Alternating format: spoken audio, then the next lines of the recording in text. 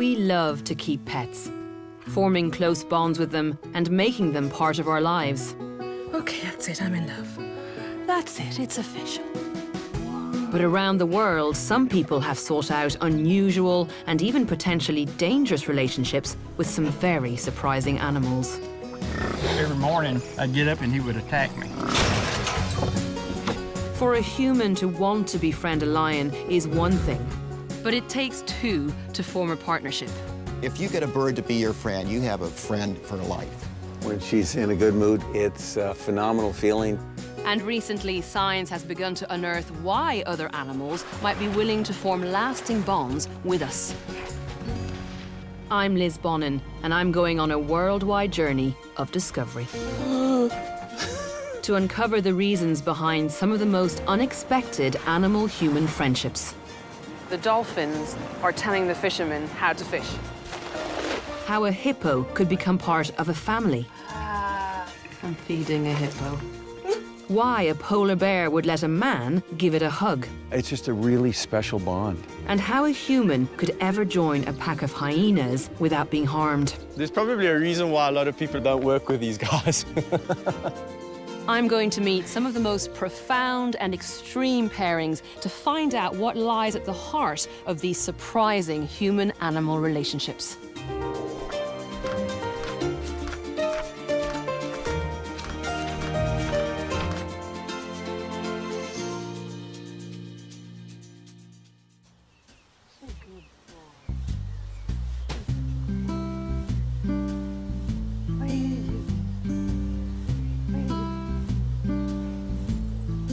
Millions of us have close bonds with animals, and for most people, that means our pets, like cats or dogs like Ernie here. Not right. But some people have made friends with animals that you'd normally avoid. So how have they done this? I'm going to try and find out how these relationships have formed, why they work, and what's in it for both the humans and the animals. Go on, go on. I forgot he was tight.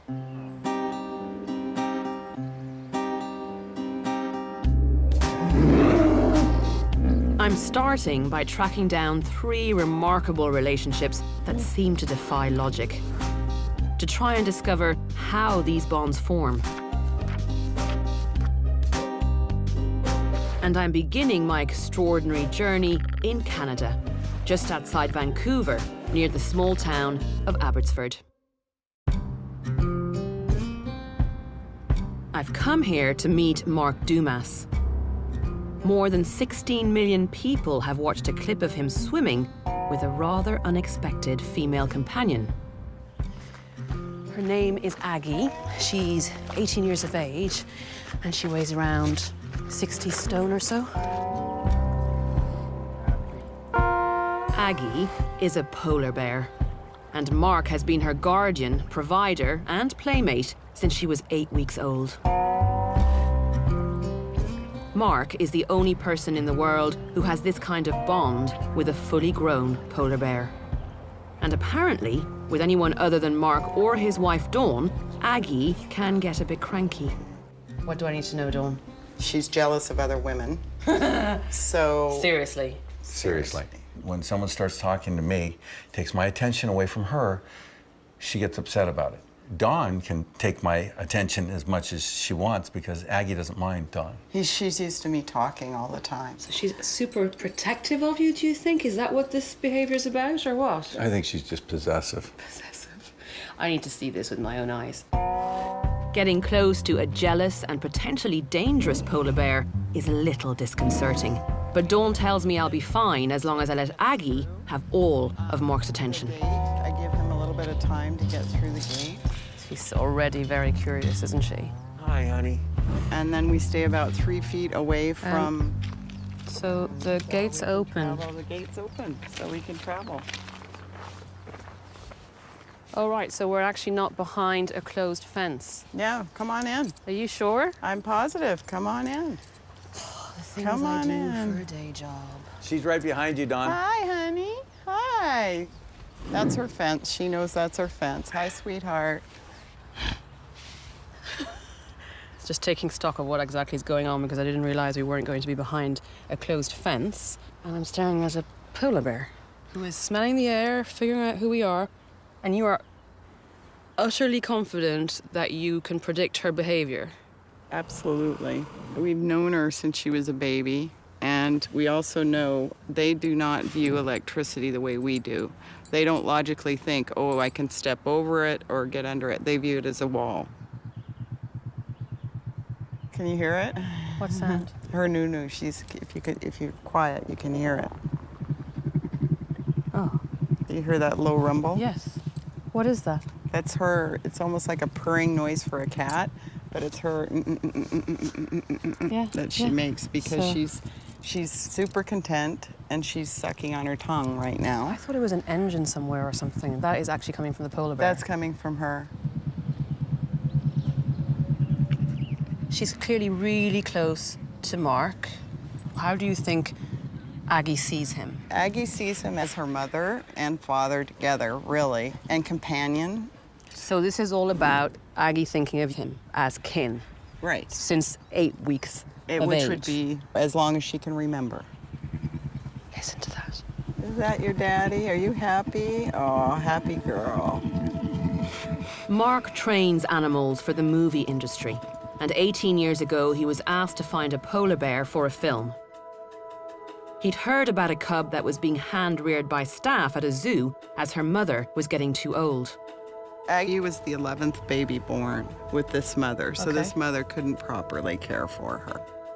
So Mark took her on and trained her for the film, but he didn't expect their relationship to develop in the way it did. It's my job, and it's what I had to do. And then as I'm doing it, I became very, very attached to her. So tell me what you feel about your relationship with Aggie. It's just a really special bond.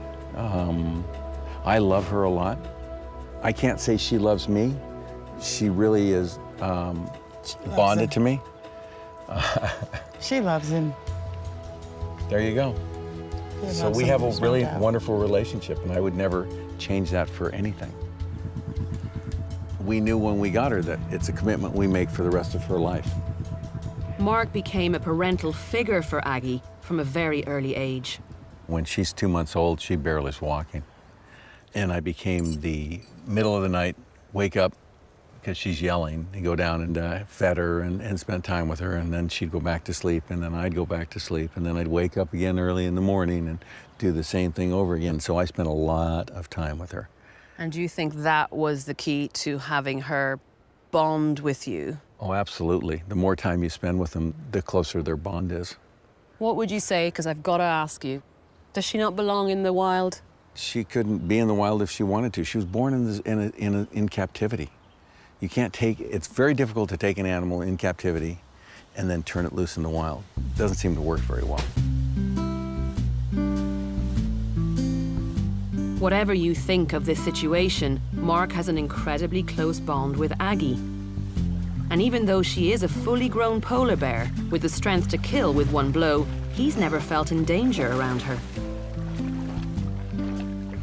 And it seems this has all been made possible because he hand-reared her from a very young age. To find out how this works, I'm meeting Jason Goldman from the University of Southern California. Certainly for a mammal like a bear, we're not necessarily born with an expectation of what mom is supposed to look like or what sort of other members of our species are supposed to look like. Or even if we are, it's probably very, very easily sort of overridden. So if this young polar bear, for example, only had experience with other humans, particularly with this one human, then it stands to reason that they would develop this kind of relationship, that it would look to this human as a parental figure. But if you took a mature polar bear who perhaps had never had any experience with humans, then you'd probably get a different kind of a pattern. Probably, I'd say definitely. Yeah. So hand-rearing and training a dangerous animal from a young age can result in a close bond, and it's likely Aggie's temperament plays a part. But occasionally, this kind of connection can happen entirely by accident. To meet my next odd couple, I've traveled to South Africa and a small farm near Hoedspruit on the edge of the Kruger National Park.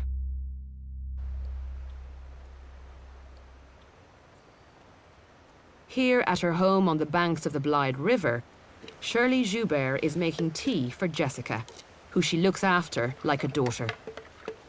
Shirley, what kind of tea are you making her? I'm making a rooibos tea with lukewarm water and some brown sugar. So why rooibos tea with sugar? Rooibos tea is very healthy for her. So she has 20 litres of this a day. 20 litres of the stuff every day. You're kept busy, aren't you? Yes, yes, but it's like doing it for a baby, you know. Uh-huh. And in my eyes, Jessica has never grown up. Because she's 13, is that right? She's 13, but she's still the baby girl. Something tells me you love it, though. Oh, it's my life. The bond there is just so strong, and I haven't got kids of my own. So the bond between us is so strong. Can I keep you company while you feed her the rooibos tea? Yes. And so let's you're go brilliant. for it. And you see, there's Jessica. Yeah. She's an absolute adorable, beauty, huh? isn't she? Oh, she's gorgeous. rather good looking. Look at her. Look at her. So this is Jess. This is Jess. Yes, Jessica is a hippopotamus. Shirley and her husband Tony took her in when she was separated from her mother as a newborn. Lekker is de titi, my liefie. Oh, you're so thirsty, Jess. She's 13 Jess and she's is a drinking from a mama. bottle. Right, Mosebuk. Look at those teeth. She definitely likes rooibos tea, huh? Oh, she loves it. That's it. Do you want me to do it? Yes, please. You Oh, have good to do Lord. it. Okay, here you go. That's Now, do I squeeze it or does she just no, go for it? she just sucks on it. Wow, Weezers. The relationship that Tony and Shirley have with Jessica is unique. This is the only place in the world I could ever get this close to a hippo. The hairs on her snout are ridiculous. Look at that. Can you feel you actually relaxing? I've never experienced anything like this. I'm just a little bit cautious, I guess. Hippos can be extremely dangerous, and they kill more people than any other mammal in Africa. She sucks on it afterwards. Yeah. So tell me about how you came to have Jessica in the first place. How did it happen? Well, we found her in the year 2000 with the floods, and she was washed away from her mother. Right. And, well, she washed out just in front of our house. So I ran down and I touched her. How small was she? She was premature, and she still had on her umbilical cord. Oh, so she was literally had been born, baby. the floods Yes. happened, and she got washed up. What happened then? We took her into the house, and Tony, with his game ranging experience, he actually knew the formula to make it like mother's milk. And that was the first thing that we actually gave to her. So you didn't have a chance to reunite her with her mother, obviously. She No, was no, washed up, you couldn't... No, she never reunited with her mom. What probably makes this relationship work is a process called imprinting, where an animal forms a very strong bond with the first living thing it sees. As Jessica was washed away from her mother as soon as she was born, it's likely that Tony and Shirley were the first thing she saw. So do you think she's imprinted on you or on Tony? I think, well, it's 50-50, Right. definitely. She sees us as her parents. Yeah. Your bond is stronger than I expected it to be. You know, I don't see Jessica as a hippo. I've actually got a psychological problem with that. Oh, you're so And in love with her, is it? I can't see her as that. I mean, when I want to hug her, I just hug her. Wherever I go, she'll be following me. And wherever she goes, I'll be following her. Jessica also regularly wanders off back into the wild. She's not in captivity at all. If Jessica wanted to leave, she could be in Mozambique now. But she always comes home and she always comes back.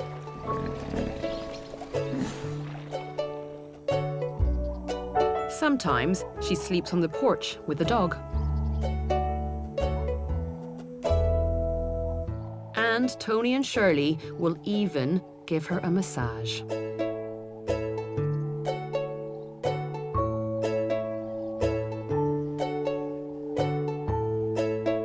But at dinner time, she pops into the kitchen to eat with the family. Oh, lekker is te lekker, my liefie. Maak pa lekker bek, my liefie. Oh, good grief. This is unbelievable. On the menu tonight, it's green beans. So you've got the knack, huh? Bakkie. Bakkie. Ah. I'm feeding a hippo. There you are. This is hilarious. Bakkie. Hi, hon. Oh my gosh, she's so pretty. Look at the buena, mate. She wants to go out now. When she's finished eating, she goes on her way.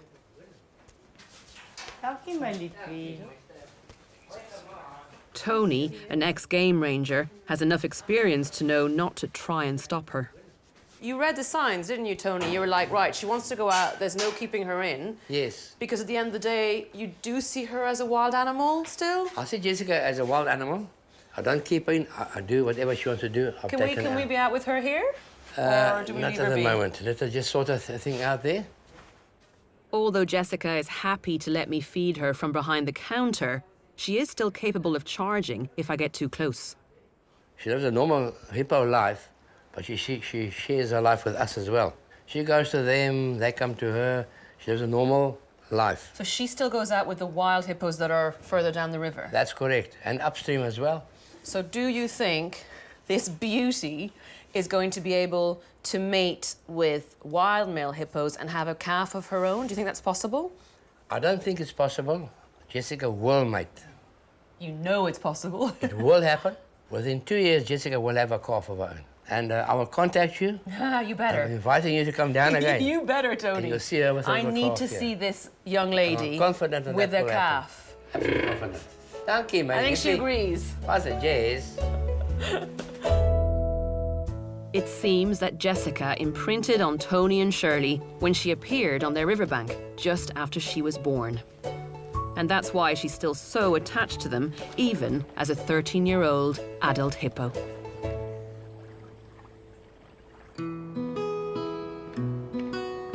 Our next story is of a human-animal bond that seems to be something completely different, as they were both fully grown when they met in Los Angeles, California. I've come here to meet Dominic Erler. 3 years ago, he was befriended by a goose named Maria. Hello.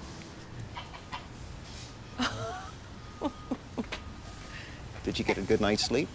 Okay. Maria always seems pleased to see him. How are you? Gonna take a walk? They're going to have a little moment by themselves.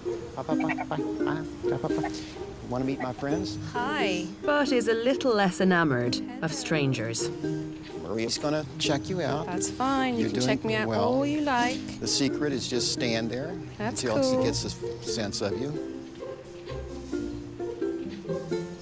What a cutie. The crew need checking out too, you know. Come. Hi. Come. Come on. Definitely listens to you, doesn't she? Maria didn't always live here in the zoo. Up until 2 years ago, her home was a park in central LA where Dominic used to go for his regular morning walk. So how did you first meet? I'm walking around Echo Park Lake. I'm just about finished and coming in to leave. One of the park employees by the officer taps me on the shoulder and he says, "Hey, Dominic, you know you're being stalked when you're walking around the lake." And I said, what are you talking about? Because this is a big city park. There's gangs and stuff hanging around there. So he points to this goose about 50 feet away and he just says, "Her name's Maria." He laughed, he thought it was funny. But I looked at Maria and Maria was just glaring at me, just glaring at me. And I just waved, said, "Hi, Maria, how you doing, Maria?" And I thought it was kind of cute. I left, came back the next morning and Maria came right to me, right in front of me and just looked up so innocently and I just fell in love, just like that. "You're my friend." And within a matter of just a few days from her just circulating around me as I'd go, took the lead position. So Maria would always walk in front, leading the way. The pair quickly became inseparable. When you fall in love with a goose, you got to be aware of what you're getting involved with. But their loyalty is phenomenal. Remember, they bond for life. So I basically feel like I have a certain sense of responsibility.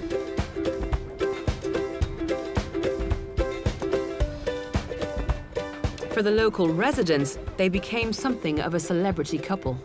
One time we had 100 people marching behind us as we're walking around the lake, and we're singing Maria songs, and I mean, it became such a festive thing. It was really remarkable. Maria was like the Michael Jackson of the goose world.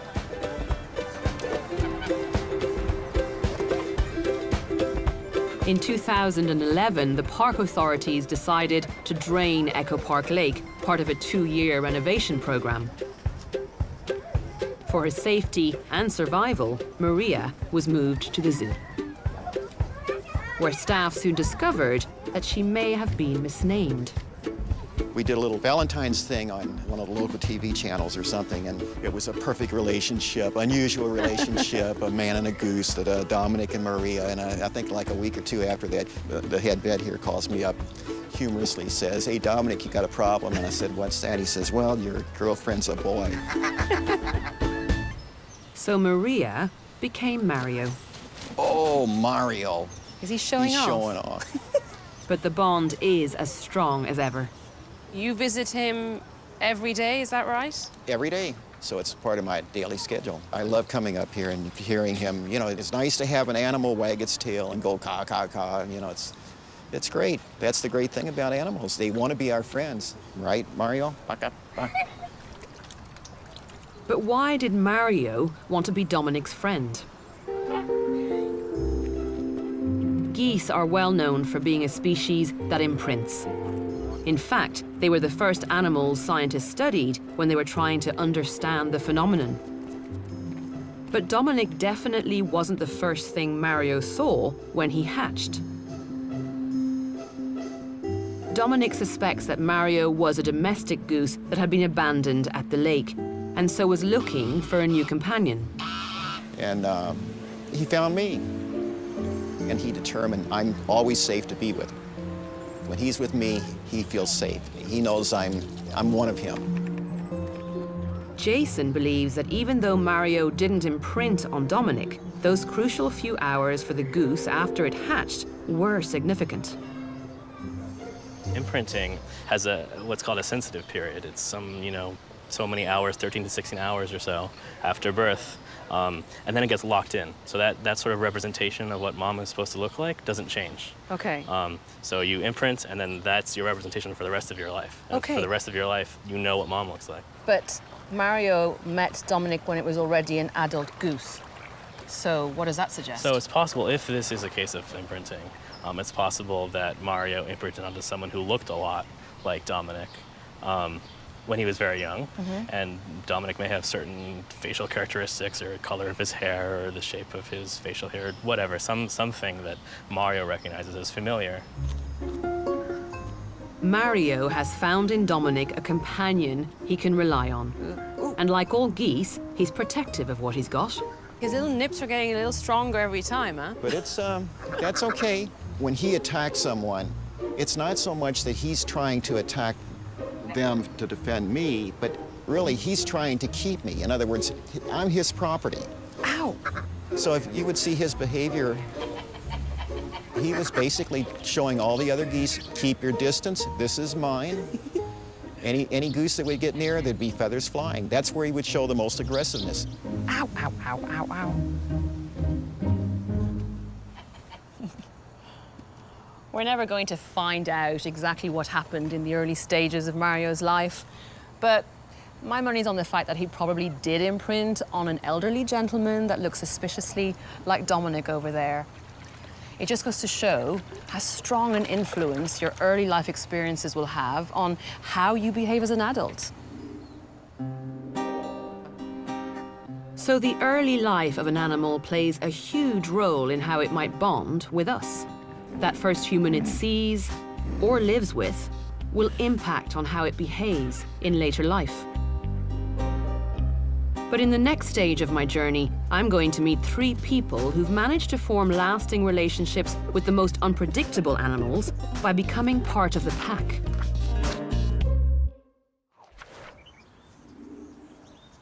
Here at this privately owned wildlife park in South Africa, the staff are using a unique method to try and inspire the public to care more about animals. Or Lasmi has managed to integrate herself with not one, but 4 lions. She's known these animals since they were cubs, and she's so confident they'll be well behaved that at this park they'll even allow people into the enclosure with them. This is bonkers. It's a controversial setup, even though there's always other members of her team keeping watch. Hi.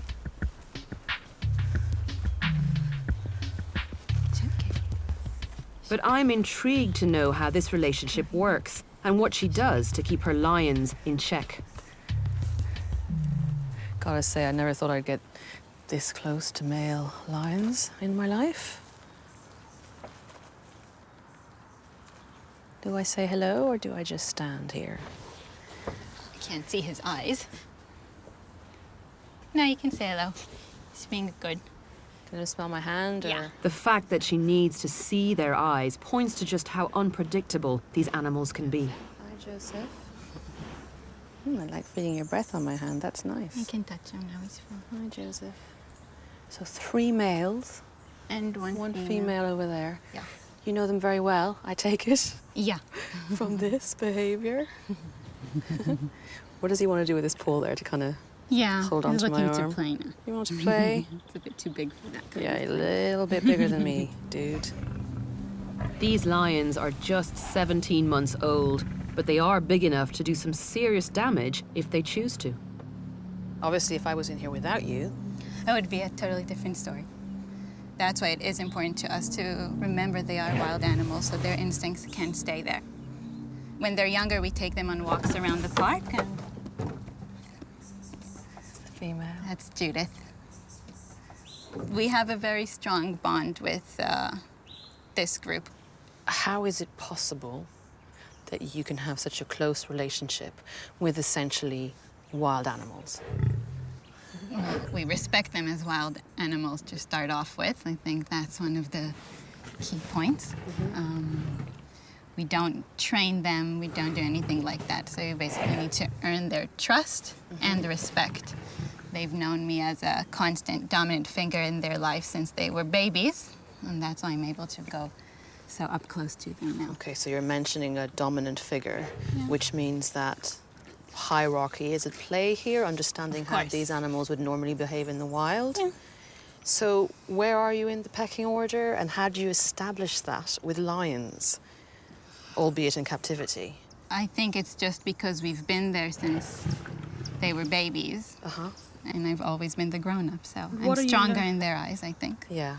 And obviously they needed to have a figure that will put them back in place, and they are put back in place when they misbehave. How do you learn how to do that? How did you... Just from interacting with them.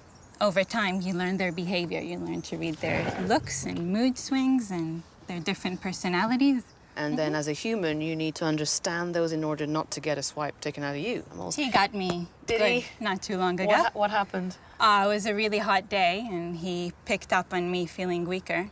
And he grabbed me for a second, nothing serious, but I have a nice little scratch. And a few minutes later, I fainted. So he was obviously able to pick up on it before it happened. So I should not be feeling a little bit weak right now or a little bit scared. I need to kind Preferably of not. let them know that I'm not feeling threatened by them, because instinctively then they could react on that. Yes. Jeepers, I wish I'd been told that before, but hopefully I'm good to go. After you telling me that anecdote about you feeling weak, I'm feeling a little bit more, oh, so He knows on how what I he's feel. allowed and not allowed to do. And he's definitely trying up. He's not lying down now because he's tired. He's No, lying I down know to try this. and get closer to I'm you. aware of this. I'm aware of this. Try to just breathe. What do you get out of this relationship, out of being so close with these lions? I just feel privileged.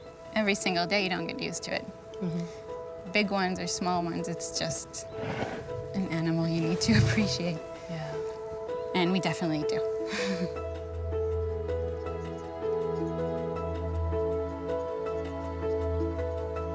Or has clearly grown attached to these lions. But if things go according to plan, she won't have this relationship with them forever. The staff at the park are planning a very ambitious and untested project to do something that most people would consider impossible.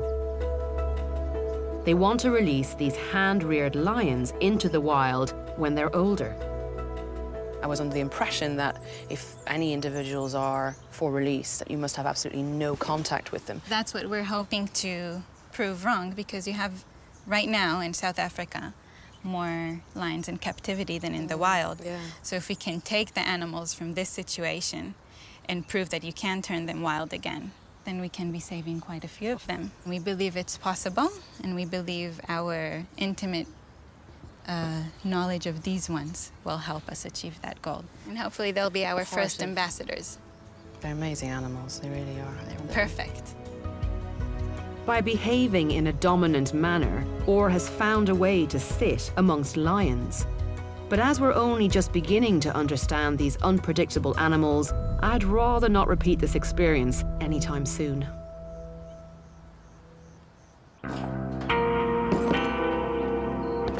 The next person I'm meeting has had to find even more unusual methods to make sure his companion knows who's boss. This odd couple live in the heart of Texas, near the town of Quinlan. And they consist of a ton of buffalo named Wild Thing, and his owner, a retired rodeo cowboy called R.C. Bridges.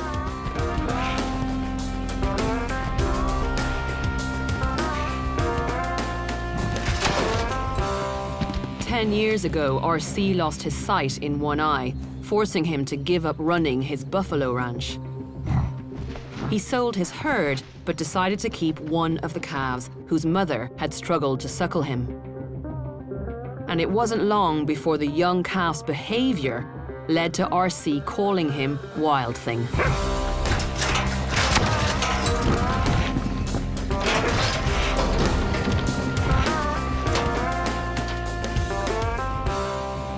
Are you seriously going there?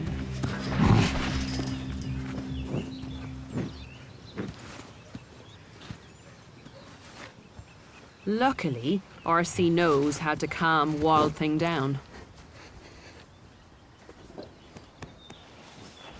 Do you ever get a little bit nervous going in with him? Not at all. No, you're totally used to it now. I don't think he'd hurt me. If he does hurt me, it'll be an accident. Really? Yeah, he won't. You're that sure of sort of your relationship with him positive. now? How on earth is it possible for you to even be in here with this huge animal? A lot of training, a lot of hours. If I was to come in with you, what would happen? He'd attack you. Oh, good Lord. What do I do with my hands right now? Just don't put him in here. That's a good rule. He likes to be brushed. Oh, he loves brushing, and the rougher you get, the better he likes it. Now, R.C., you know, it is a domesticated buffalo. You'll never domesticate a buffalo. Really? No, they're a wild animal, and this one's probably a little more dangerous for you than a wild one because he would probably go out of his way to get you. Why? On my property. Now, if we're on somebody else's property, he probably won't bother you. Buffalo live in large herds and will aggressively defend themselves and members of their group when threatened. But they also battle within the herd for status, with a strict hierarchy at play and only the top males getting a chance to mate. As R.C. found out, this jostling for position starts when they are very young. When he was a baby, every morning I'd get up and he would attack me. So I told my wife, I've tried all my cattle tricks, I've tried all my horse tricks, and nothing working. I said, I'm gonna get up in the morning, I don't care how much he kicks me and how much he horns me, I'm gonna act like nothing's happening.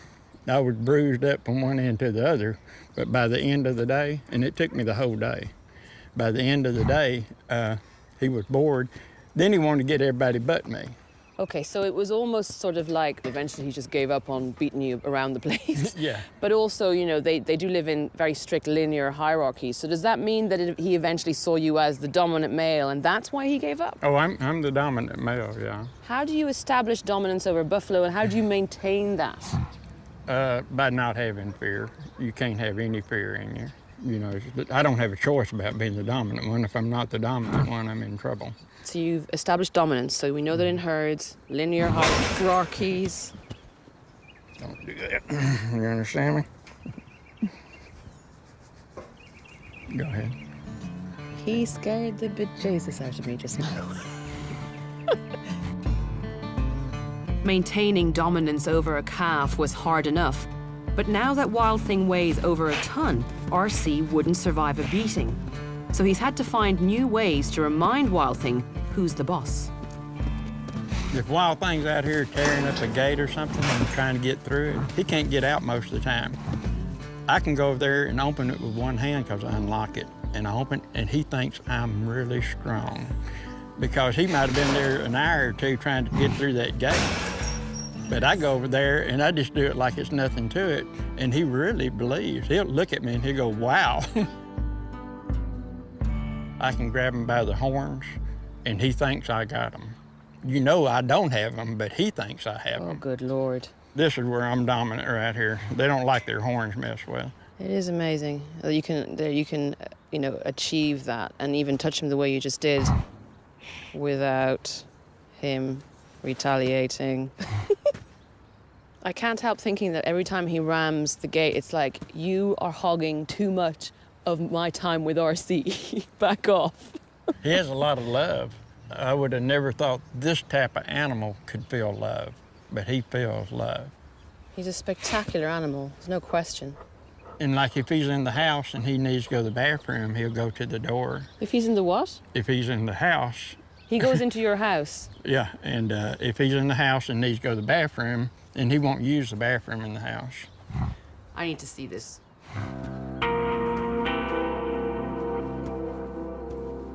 Go for it. Open the gate. If you have to, shut the door, you know. This is definitely the most stupid thing I've ever done. Ever. This is insane. He's definitely coming in the house. Oh my gosh. Oh my gosh. Mind yourself. That is hilarious. He could still reach up to me and sniff me, you know. I'm a little bit scared.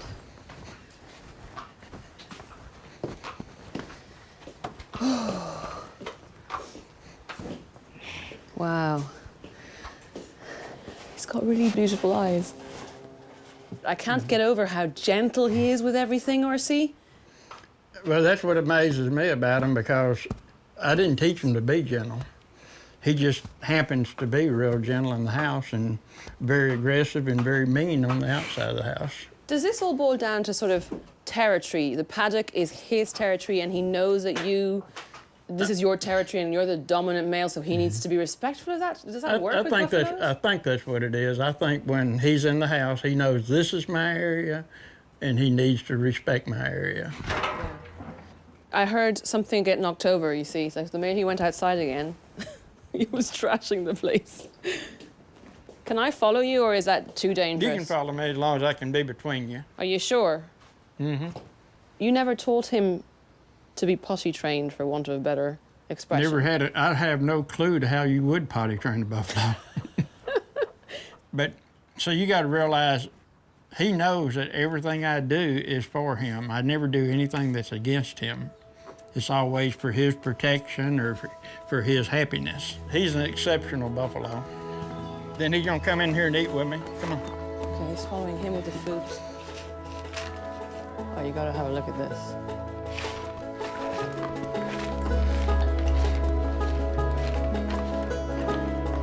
I never would have thought that I would see such a huge, powerful, unpredictable animal behave so gingerly in a home. all the ornaments around. He sniffs gently. He's literally tiptoeing around RC's home. It's just completely surreal to watch. RC manages to maintain a bizarre appearance of domestic bliss with Wild Thing. Spending time watching TV, mowing the lawn, and even going for a swim with him. And because Wild Thing thinks RC is the dominant male in his little herd, it certainly looks like he'll always tread softly around him. Strong leadership can enable you to maintain a close bond with some unpredictable animals. But I've come to South Africa to meet a man who's worked his way into an incredibly sophisticated animal hierarchy by doing it the animal's way. I want to find out what he's learned about animal behavior from his close interactions with some of the most intimidating animals yet. Hyenas. Renowned for their brutal, scavenging ways, hyenas can weigh twice as much as an adult wolf. So I'm quite relieved to have a cage between me and this clan of spotted hyenas. Whole load of stuff going on right here. Jeepers. Whoa.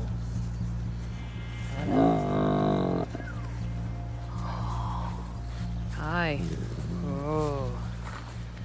You know what? It is easy to see how hyenas can be a little bit unnerving. I mean, they're built for power with their strange top-heavy postures. And when you think about their high-pitched screeches and laughs and the way they scavenge aggressively, they can seem quite sly and cunning.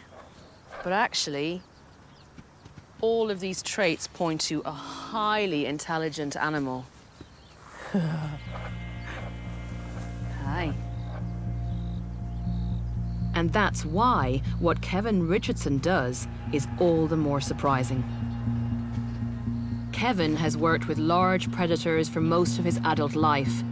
But a few years ago, he set up his own private reserve so that he could fully integrate himself into this clan of hyenas. He did this to study their behavior and change people's perceptions of what is a much feared animal. The hyenas live in a large enclosure, but they're far from tame. These animals have a very complex and fluid social structure, all governed by dominance and how each one finds its place in the pecking order. If Kevin isn't careful, there's always an individual that'll try and get one over on him. How on earth did this come about, this relationship you clearly have with these hyenas? My career actually started with hyenas quite a long time ago. You know, they became my passion. And pretty much, yeah, I wanted to know everything about them. Okay, let's just let them get over with their whole thing. Is this important for you to keep an eye on this? Yeah, very important. Because they're dominating this individual. Okay. They're trying to get him away. And his posture is submissive there, Yeah, is it? he's submissive. Yeah. Which is good. So He's fine. I didn't notice anything different, and immediately you were chatting away and you stopped and you went, okay, something has changed. Did you learn from your mistakes? Did you get I've learned the hard way. Did you? Yes. I've learned with hyenas, it's always the hard way. They react, they bite you, and then they ask questions later. Let's put it into perspective for you. I've been working with large carnivores for 15 years. I've been hospitalized 5 times by hyena and none by lion. I got bitten very badly about 6 weeks ago. The one hyena thought it was a good opportunity to try and jostle for status in this clan. So he went for me in a very aggressive way, bit me on my arm and on my leg, and that triggered the rest of the clan to want to participate in the whole thing. There's probably a reason why a lot of people around the world don't work with these guys. I wanted to ask you about, you know, where they see you in their clan. Are you a hyena in their eyes? Their behavior with me as treating me as an individual in their clan is exactly how they treat one another. And that's why I get my fair share of bites, because they don't hold back. So why on earth would you want to do this when you're aware that it can be dangerous? What I feel is the risk has actually been mitigated over the years by knowing the individuals. And by no means do I just say, hey, I'm the hyena whisperer, I can go in with any hyena group and do what I do with these guys. This is a relationship that's been developing with some individuals over 14 years. Where are you going? No, you're not going there. Don't leave him yet. Sit down. Yes, you Stay for the camera. Yes, look at See, that. now that's just ridiculous. Look at that teddy bear. I mean, come on, it's like if you're behaving with him like if he's a dog, you know? Well, once all the energy dissipates, and once they're okay with you guys, and they've smelt you out, and they see that you're not a threat, and they calm down. These animals are it's incredible what you can do with them. I mean, this guy, he desperately wants his chin scratched. Well, I mean, I can see that from Kevin has worked very hard to earn the hyena's trust, and it allows him to play with them in a way I never thought was possible. But even this time spent playing together gives him a chance to learn about their social structure and how he can maintain his position within it. Okay, so, I mean, all this kind of thing that I'm doing here is asserting my dominance. So it does look like play, but he's also feeling that I'm not, submitting to something he does, and that I'm actually playing with him in a dominant way. So I'm doing things to him that he wouldn't normally allow other individuals to do to him, that he was more dominant, who he was more dominant of. So it is interesting. I'm using affection because he's coming to me for love and a tickle and a chin scratch and all of the above. But I'm dominating him, and I'm not hitting him. I don't have to. It's a bit of a psychological game. What do you get out of it then, do you think? Why were you driven to do this with these hyenas? Well, I'll tell you what. I mean, this is enriching for me as it is for them. I mean, the fact that I'm tickling this hyena on his chin and I'm using him as a resting post. It's bonkers, Kevin. Yeah, it's awesome. I mean, don't get me wrong. I still get a kick out of seeing my buddies. However, the other thing that I really hope it does is it shows people a different side of them. And hopefully people watching a program like this would go away and say, you know what? I never knew hyenas were like that. I actually like them. They're actually very similar to my dog in a way. It's fascinating watching you interacting with these kind of animals, as you said, that do have such a sort of creepy reputation, fearsome reputation, and they are absolutely docile with you and so affectionate, and they don't seem to mind at all. It's quite surreal to watch that. Come, boy. So he's fine. You just let me know when at any point something like this is just a little... I cannot believe I'm that close to a hyena. He's fine. He's completely fine. I know you're a captive hyena, but this is ridiculous. That's completely fine. It's thrilling for me. I can't believe I'm so close to one. And they're so gentle. No, Hello. That's good. Can I touch noses with you? Hello. Oh, come on. Seeing the good side. Oh, I really am. Yeah. I don't want to be lulled into a false sense of security, but you're just adorable right now. Kevin has an extraordinary relationship with these hyenas. By combining his knowledge of each individual and their position in the hierarchy, and with his ability to assert his dominance where needed, it seems that Kevin has truly become one of the gang. And in doing so, he's proving that hyenas are not as intimidating as many people would have you believe. There is definitely another side to these animals. They are incredibly gentle. I get a real feeling of affection from this particular one, who's liking the good back of the ear scratch right now.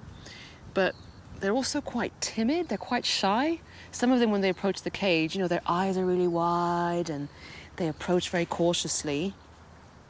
But every now and then they will bare their canines again. I guess that's another instinctual behavior to remind me, hey, I'm quite fearsome too, I'm quite tough. But they are fantastic animals, and you really get a sense of their individual personalities. This is just thrilling, it really is.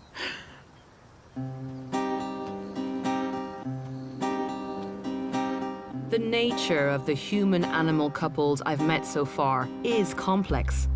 But the people involved are attempting to fulfill a very human instinct to care for others, find companions, and better understand the world around us. But to find out what we can learn from looking at all these odd couples, I'm speaking to Professor Hal Herzog, who studied human-animal relationships for more than 2 decades. What do you think we can learn about cross-species relationships in all their shapes and sizes? I think what they tell us is the commonality that we have with other species, that at a deep level, animals have the same sorts of abilities to form relationships, to form attachments, to play, and they have the same abilities that we have. The bottom line for me is this. I think in our relationships with other species, what we see is a reflection of human nature in some ways its purest form. And the best of human nature and the worst of human nature. And that, to me, is the thing that's really fascinating about this whole area of study. There is one last partnership I want to investigate because for me, it truly reflects the best of what the human-animal bond can be like.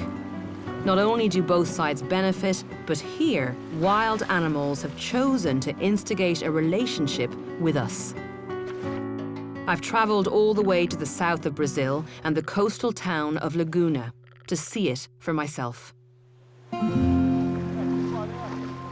Here in this inlet on the Atlantic coast, the locals have formed a relationship over many generations with one specific group of wild dolphins. The dolphins help the fishermen catch their fish.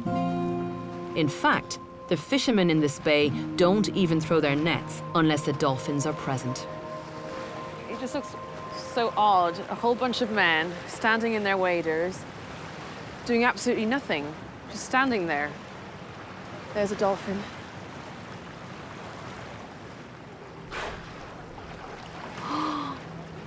So there's 2 dolphins there, definitely surfacing, but they're just standing there, doing nothing still. This is extremely peculiar.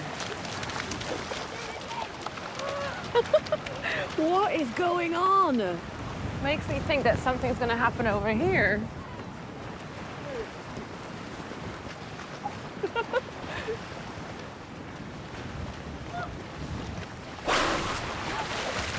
Oh, whoosh. That's amazing.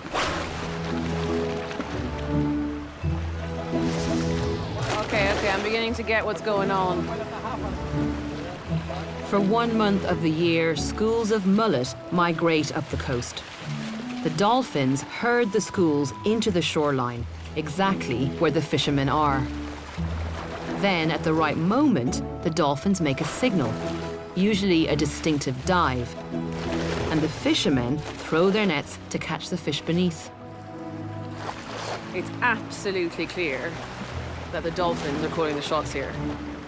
These lads are doing absolutely nothing. They just stand there with their nets. And it's only when the dolphin makes a very clear signal that they deploy them. So the dolphins are telling the fishermen how to fish. That's novel and completely crazy. I've never seen anything like this. This is the most intricate type of interaction between 2 completely different species I have ever seen. And it's just wonderful to watch because the fishermen are absolutely focused on getting their cue from a dolphin. And they have fun while they're at it, don't they? There's a fabulous energy on this beach. They really enjoy working with the dolphin. Go! With the help of the dolphins, these fishermen are extremely successful. Just a few miles down the coast, the same mullet schools migrate. But because no dolphins help the fishermen there, they hardly catch any fish. Here, the dolphins have developed a relationship over generations that's resulted in a thriving local industry. I meet up with local scientist Fabio Daura Jorge from the University of Santa Catarina to find out exactly what's going on. This is such a surreal scene. Yeah. There's a real energy to this, isn't there? There's a dolphin. That's Caroba. Caroba. Is he Yeah, a well-known individual? Yeah. It's the most famous dolphin we have here. Fabio, watching this from the shore, it is absolutely mind-boggling. Yeah, it's fascinating. What exactly is going on here? Yeah, actually the dolphin are bringing the mullets close to the fishermen. So Is that what he's doing right now? exactly. He's in the middle of the channel, and probably the mullets is here. Then when the dolphin make a specific signal, the fishermen know that's the right moment to throw the nets.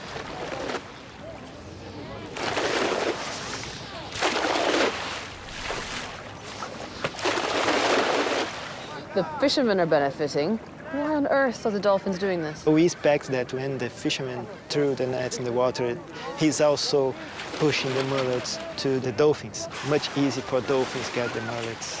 When the net's descending, some mullet are inevitably going to be escaping, and that's Exactly. the bounty that the dolphin can enjoy. Exactly. So it's a mutual, symbiotic Yeah, relationship going on, we believe in that. dictated by the dolphin, right? Yeah. I mean, they call the shots. Exactly.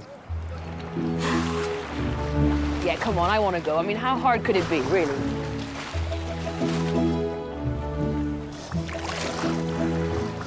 It's a bit slippy. Put in your teeth. In my mouth? Yeah, exactly. Dolphin! Okay. Oh, I'm scared. Go.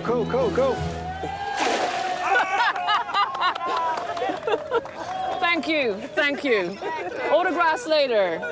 I can't believe they cheered at that. That was utter rubbish. Great. Did I catch a mullet? Good job. There is something so incredibly special going on here. I mean, we've known for a long time that dolphins are intelligent, and we have so many accounts of dolphin-human interactions of all sorts. But this dolphin-human interaction is very real, and it's very genuine, and it's incredibly complex on both sides. There's a whole series of intricate behavioral cues going on, and these are wild dolphins.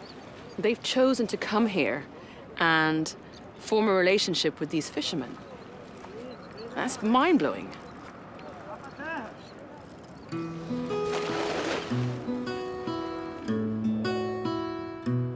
I've been on a remarkable journey in these two programs, and I've encountered relationships between different species that have truly amazed me. Many of them have been formed as a result of powerful, natural instincts that seem to endure no matter what the circumstances.